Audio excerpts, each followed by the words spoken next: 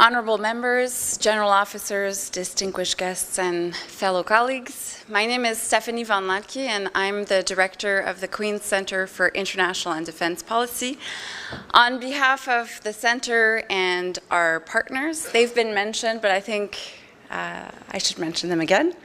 The Canadian Army Doctrine and Training Center, the Strategic Studies Institute at the U.S. Army War College, and the NATO Defense College in Rome. I'm also pleased to welcome you to the Kingston Conference on International Security, and the theme this year is Developing Super Soldiers, Enhancing Military Performance. The Center for International and Defense Policy is one of the most active centers in Canada on defense issues, and we have a core mission which is to stimulate and engage in public debates on defense policy, but especially focused on international engagement, security, cooperation, and military affairs.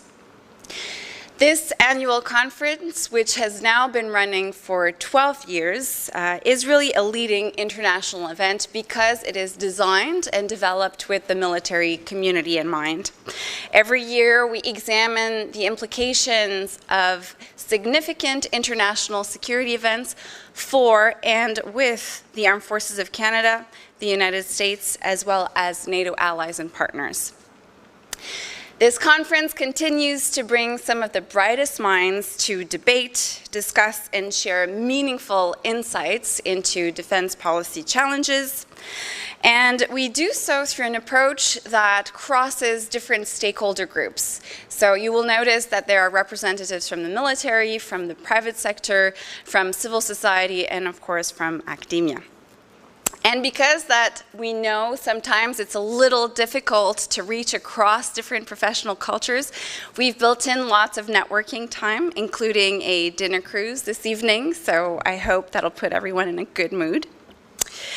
Having said that, I would also like to take this opportunity to really thank our keynote speakers, Lieutenant General Christine Whitecross, Major General Mike Rouleau, and also Jason Dezois from the gaming world.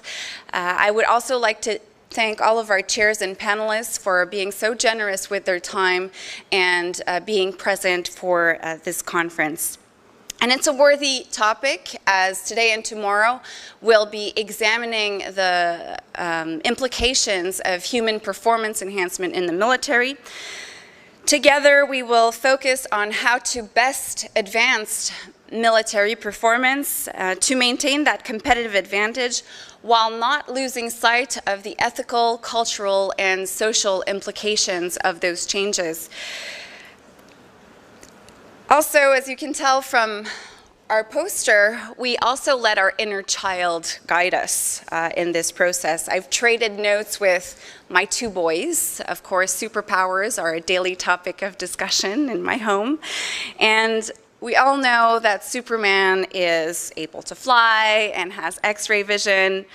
Wonder Woman has superhuman strength and speed. Batman is able to resist pain, and Invisible Woman is super invisible. And they do that really gracefully and in really uncomfortable clothing. But we all know that it's not just the physical capabilities and abilities of these superheroes that matter. We remember and celebrate those superheroes because they are compassionate, they have developed a keen sense of understanding their environment, and they really care about their communities and want to improve their communities. They defend and honor the highest ethical and moral codes.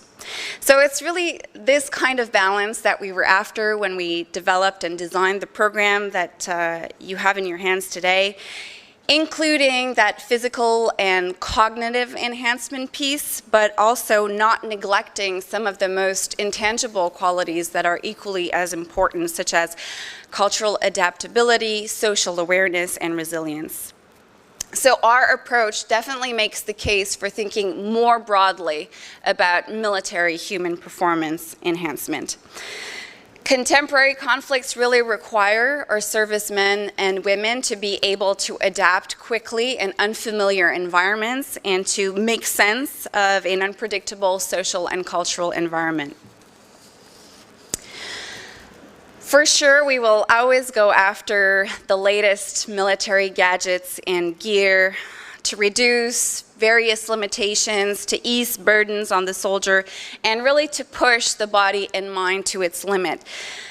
But we also might be overlooking in the process how these enhancements might interact with the social and cultural environment, which is really instrumental to achieving lasting and successful operational outcomes.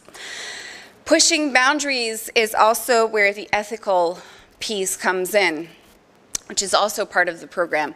How far is too far? So in the context of this conference, we'll also make sure that we really investigate and do some moral due diligence on the ethical question. And of course, the point is not to halt innovation or new technological developments, but really to focus on improving capabilities or force protection through these capabilities, while also looking at some critical thinking when developing these technologies to make sure that there are no unforeseen or unpredictable or potentially counterproductive effects to those developments. It's also important for the military to have all the tools at their disposal, but to have the most complete skill set when they go out on the battlefield. As well, you may have noticed that last week, Canada finally released its defense policy review. So defense nerds such as myself set Twitter ablaze after diving in the 100+ page document. Of course, there's a big emphasis on equipment, but I think we can all agree that people are front and center in this policy, and is a very prominent theme. From diversity and inclusion to education and training, really a lot goes in to make sure that members of our armed forces reach their full potential and beyond. So we're interpreting the new Canadian defense policy as a sign that it's really time to put the human back into human performance enhancement.